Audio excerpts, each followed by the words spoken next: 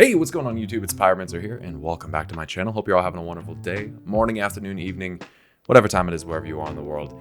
Even though I know right now that is a tall order with all of this crazy shit going on. Obviously, I stand for equality among all people, but what I'm witnessing in the world right now is fucking crazy. I just can't, I can't even believe like the amount of ignorance that exists in the world. I'm honestly shocked. With that being said, keep supporting, keep protesting, but stay safe, right? Like, I think that's the important part. And make sure that you get things on video with context. So that way the police departments can't tweet about it later and lie and say they didn't use tear gas when they did. But anyway, today we're going to get into some fun, new, interesting Shadowlands content regarding Ardenweald and YSERA, the Dreamer, the green dragon aspect, one of the dragon aspects that was granted her power by Aeonar the Life Binder. Now, something very interesting has been brought to my attention regarding YSERA, and that is that in the Ardenweald, one of the Ardenweald questlines, and this is spoiler alert, so just so you guys know, when you're questing in Ardenweald, basically you come across this little like seedling thing that holds a spirit within it. Right? This is one of the base functions of Ardenweald, is that some of these spirits that come here to Ardenweald, they arrive and they're basically in these little like seedling pod kind of weird things. And one of the unsettling things about Ardenweald is that some of the spirits that go there essentially are used as mulch to fortify the reproduction of other things and to grow Ardenweald, which is kind of weird, like most things in the Shadowlands. But essentially, from this little seedling, you can have things be like reborn, right? It's part of the cycle of rebirth in Ardenweald. Well, to make a long story short, you come across this seedling and it kind of binds itself to you. It turns out that it can do this because it knows you. So you seek out, I don't remember who the fuck it is, if it's the Winter Queen or whatever. You seek them out, and it turns out that the spirit inside of this little seedling is YSERA, the Dreamer. Now, this is kind of an interesting one, because the last time we saw YSERA, she was, last time we really saw her, she was in the Emerald Dream, the Emerald Nightmare. This is where I get a little bit, I suppose, confused on how this all works, because it's said in this new questline that when YSERA died, she came straight to Ardenweald, which I want to make the point is kind of interesting. It seems as though in Ardenweald, many of the spirits and nature things associated with Ardenweald completely bypass the Arbiter and just go right to Ardenweald, which is weird. The realm that is most closely associated with life is the one that gets to kind of bypass some of the delegation of spirits and souls. But it turns out that it's YSERA. The reason why I'm confused is because, as you experience in the questline, YSERA is corrupted by the Nightmare, and then she's killed at the Temple of Elune in Val'Shara by Tyrande and us, the hero. But then we see YSERA in the Emerald Nightmare, which canonically took place after her death. We deal with YSERA in Val'Shara, and then we go into the Nightmare, and she helps us fight Xavius. And then not only that, after the Xavius fight, we actually see I'm assuming it's like a spirit echo of her walking through the heart of the Emerald Dream into the little hollow where you can clearly see the Void Remnant flower was planted. Now, I don't know if YSERA planted it. I don't know if she was aware of it and was trying to get rid of it. I don't know if it drove her mad. But it would seem that based upon the Essence quest line that came in Battle for Azeroth that has you return to the dream to work with, I believe her name is Merithria, something like that. Turns out that it may have been that the Void, which is now attacking the dream, which seems to appear and function a little bit differently than the Nightmare, which is interesting. The Void, which is attacking the dream, may have actually stemmed from that Void remnant that was planted at the heart of the dream. It's just, to me, it's a little frightening that the Void can take the form of like a life form, like a plant, I think that speaks volumes about what the Void is capable of. But I'm just confused as to why YSERA was killed. We see her in the dream. She helps us in the Emerald Nightmare, but then we see her spirit pulled into the sky by Elune in her constellation cast on the veil that exists around our planet. Elune did not craft literal stars, if you ask me. I think that's a little bit misunderstood. But I have a video that explains the veil around our world. I have a link to that in the description below. But then we find out that her spirit apparently went directly to Ardenweald. So I'm curious what we actually dealt with in the Emerald Dream / Nightmare, if that's actually even YSERA, or how that works. I know I'm going to get people in the comments that say, oh, it's because Blizzard didn't have it figured out, or Blizzard can't write a story, or blah, blah, blah, blah, blah, blah. Shut the fuck up. I'm so tired of that. Such an exhausting, lame, lazy line of logic. But here's the thing. We find out in this quest line that YSERA we kind of delve into YSERA's dreams and nightmares, right? And it's funny because she kind of like starts spewing nightmare right from her very like seedling thing, which is weird. YSERA could essentially be like a walking conduit of nightmare. Now, keep in mind, there was a data mined quote. I believe that it was from Il'gynoth. I don't know if it ever made it into the game, but I think it was from 8.3 Il'gynoth from Ny'alotha, where he says, "The vessel of life disguises treachery. Beware the eyes of green." And a vessel of life is basically like a player subservient to life. Not like a player as in us, but like a player in the story. So like basically a servant of life. So like YSERA, who's quite literally a direct descendant of the Titan, like with the closest connection to life. And I really do think ANR basically like is life, and controls the primal force of life. And that's kind of what we're getting into. That's where we're headed with this theory, this thing that we've noticed. So it could be that YSERA kind of disguises what's really going on, this treachery that's happening under the hood, so to speak. But based on her data mine model, the new one, her eyes are not green anymore. And in fact, they were more white than anything, but now they're blue. But the thing about the eyes of green doesn't necessarily mean that it has to be quite literally, physically green eyes. It could relate to envy, green with envy, which I think is rather fitting because I believe that ANR, life, I think her main driving factor for what I believe she's doing in the Warcraft storyline is actually derived from envy. I think that that's one of the main things that's driving her to commit the actions which she has committed. If you're new to my channel, there's a lot of stuff to cover regarding ANR, so maybe I'll throw some video links in the description below, and I'd appreciate it if you guys check those out. On that note, if you guys are enjoying this video, please go ahead and hit that like button. And I'd really appreciate that. Best way to support me as a content creator and let me know that you enjoy my content. Hit the like button, hit the subscribe button. Here's the thing is that we see some of her nightmares and her dreams, and these include a multitude of things like Deathwing, the Destroyer, like proto-dragons, right? Because back at a time, before they were turned into the aspects formally, I believe, the now dragon aspects banded together with the help of Tyr to fight Galakrond. But one of the interesting things that you see is a nightmare of a peculiar beast with the name AZEROTH'S Demise. Oh, and this is where it gets interesting, because the thing which is being kind of silhouetted or echoed is a Genosaur. Now here's the thing about that. For some reason, I don't know if it's happenstance because it happens to fit my agenda and what I think about ANR, but all of a sudden, this is being considered potentially a placeholder with almost no evidence to support the idea that this model and its title are a placeholder. I don't know why people do that. Something that pops up that makes sense, that fits the bill, but it's now a placeholder. Fuck off. There's nothing that says that.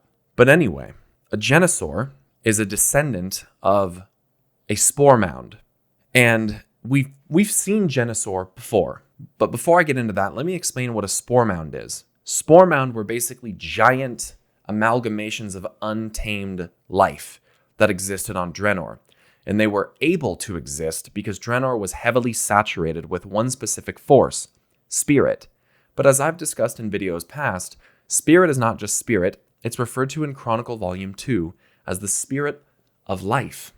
So spirit is something that is inherently tied to life and has pacification properties. It can pacify things like the elements, and because it did so on Draenor, there was nothing to really compete with or really kill life, and so life just literally started to take over everything like a ravenous beast. And Agramar found Draenor, right? Apparently the first Titan to ever discover it, which I don't believe, to be flat fucking honest. Don't think that's true, and I'll explain why. Agramar found it, and he found these spore mounds basically just engulfing this planet. And he came to realize or believe that if something didn't contest the power of these spore mounds, that they would inevitably consume everything, dominating everything across the world, and that they would inevitably twist inward upon themselves and basically become self-devouring, and everything on the planet would die, and the world would have basically become meaningless. It sounds quite familiar to the behavior of things like old gods. Okay, and I've theorized in the past, thanks to input and original speculation by one of my old Discord members named Gizmo. Old gods could be something very akin to spore mounds, if not the result of spore mounds. Spore mounds could be modeled off of an old god, or old gods could in some capacity be modeled off of spore mounds. I don't know. It's just an idea, it's just a theory. So Agramar basically uses a form of order, really when you think about it, and enchants the very earth of Draenor to give rise to a gigantic being called Gron. And he is essentially like a flame-enchanted giant stone man who fought them. Now they go through this battle, he and some spore mounds, but they inevitably end up falling at the same time. Now the remains of those spore mounds, one of them led to what we know as the Evergrowth in the Gorgron zone. The Evergrowth is the lingering remains of a spore mound. But because of this battle, they both fall, and from them they have kind of descendants that come to be. So you have Gron, you have the Magnaron, and then on the other side you have the spore mounds, Genosaur, the primal botanists, etc., etc. And actually, because of a weird union between the orderly stone side and the fleshy plant life, that actually is what led to the creation of the orcs. So kind of directly, in a sense, the orcs are a creation of the Titans. I mean, that's because of what Agramar did. But here's the thing. I don't think that spore mounds just fucking appeared on this planet. I don't think life just exists on planets by itself. Here's why I think that. Because I think that WoW has gods that completely control and are the essence and perhaps even the conduit of primal forces. Like, I think ANR not just represents life, but is life and seeds life and is the source of where life comes from. I think she's essentially like the goddess of life. And this isn't, again, as I've said in many videos, this is not a far-fetched concept. This is rather common in all different types of mythologies. From the Norse to the Greeks to some portions of Egyptian mythology, and even in diving into some religions. And in fantasy universes especially, like there are gods who like reign over entire forces. And things like concepts like D&D, right? Or in Tolkien lore. So it's really not a far-fetched idea that these gods reign over this kind of shit. But here's the thing. I think that ANR must have at some point or in some capacity visited or sent satellites to impact Draenor that led to the creation of life on that planet. And I think that the overwhelming spirit of life there is not a coincidence. Because at the same time, after the discovery of Draenor, Agramar was led to Azeroth, and this is quoted right from Chronicle. He was drawn there by the Song of Life. But let's further this. In Antorus the Burning Throne, when you kill Agramar, because he's the second to last boss before you fight Argus, Agramar has a life relic that he can drop called Spore Mound Seedling, which is to suggest that spore mounds can quite literally be planted somewhere.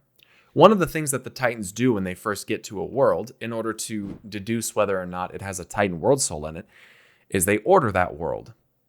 They shape and craft mountains and seas and fathomless, skies, and they basically build and shape the planet how they want it to be, which is a weird point in and of itself because, according to Chronicle, Sargeras and Agramar could quite literally hear the slumbering, dreaming world soul within planets, so I don't know why the Titans had to order planets in order to come to this conclusion. But it also says that the Titans seeded myriad life across worlds, the newly ordered worlds. They would literally just seed them with life, and they would hope that over time that this would mature the world soul and bring it to an awakening state, apparently. So it would seem that the spore mounds are capable of being planted. Here's the thing, is that the Genesaur, which are derived from spore mounds, are incredibly dangerous, right? And remember, we're talking about the Genesaur because we see this image of a Genesaur called AZEROTH'S DEMISE in YSERA'S dreams. They're so dangerous, in fact, that they have these kind of fanatic followers, known as the Botany, who were actually trying to resurrect one of them. And the Genesaur that exists within the Evergrowth, which the Botany they were successful with, actually breaches Azeroth in Stormwind, and it's basically said, we need to destroy this thing before it basically consumes the entirety of Azeroth, right? So here we're having another illustration, which fits my theories that ANR wants to kind of take over Azeroth with the powers of life, and light is used to bolster that. We have another kind of piece of evidence with a quite literal entity derived from a massive, horrific being of life titled Azeroth's Demise. Well, here's the thing. People go, well, how else could the Genesaur be tied to ANR? I don't know. Maybe because she has one at her sanctuary in Elunaria. Maybe that's why. Maybe that's a big hint. Before you start the ANR the Lifebinder encounter in Antorus the Burning Throne, you can walk out onto the platforms in her encounter room and look down and see that there's a fucking Genesaur down there. Wonder how that got there. I don't think that Agramar just picked it up and took it to Elunaria for her.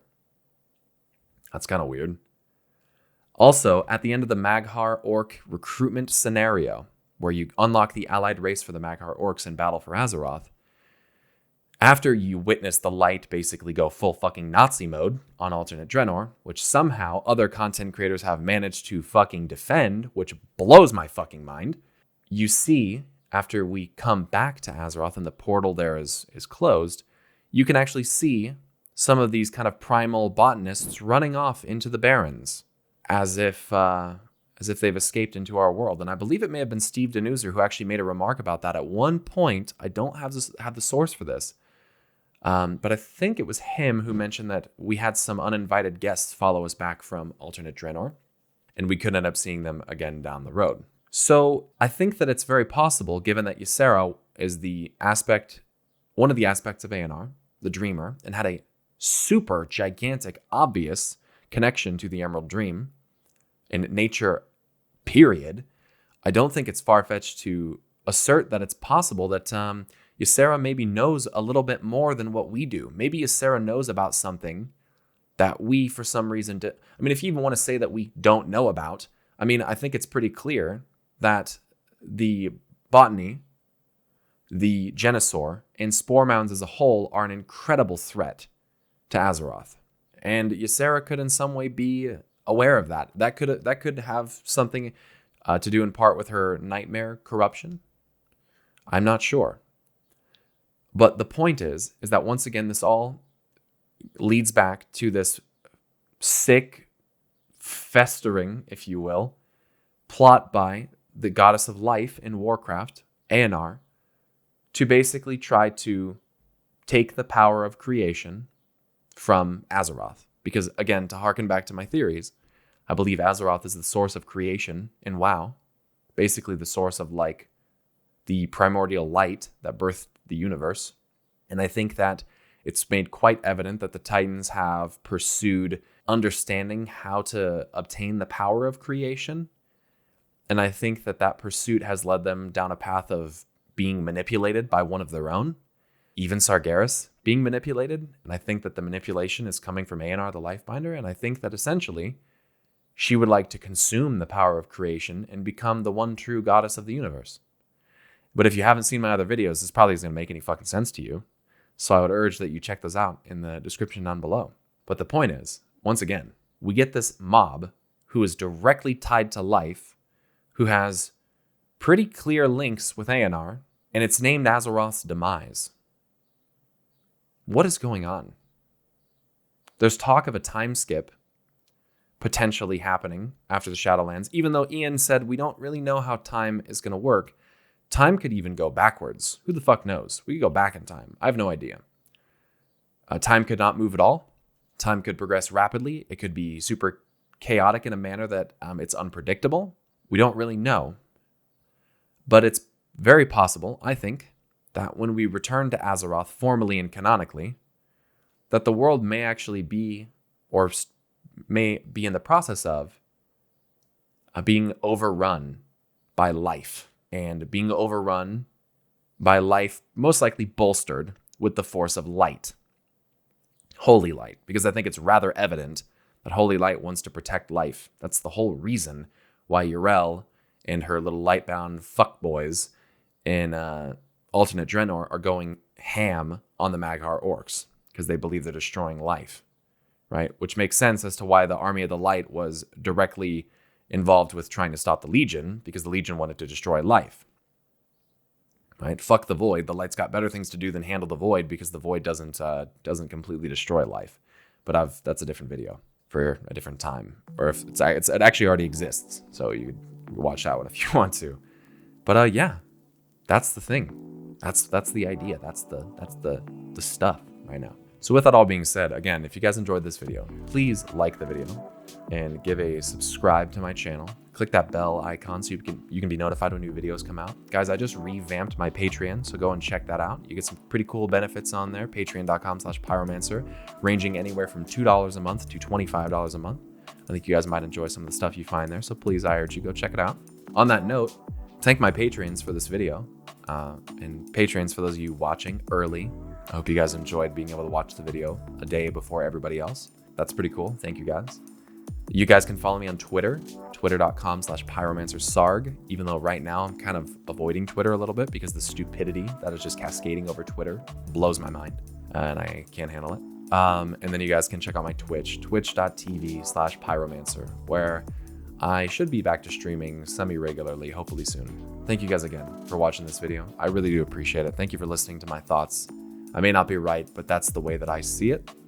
And so I hope you guys can appreciate that and give your thoughts in the comment section down below. Until next time, you guys, stay awesome, and I'll see you guys later. Peace!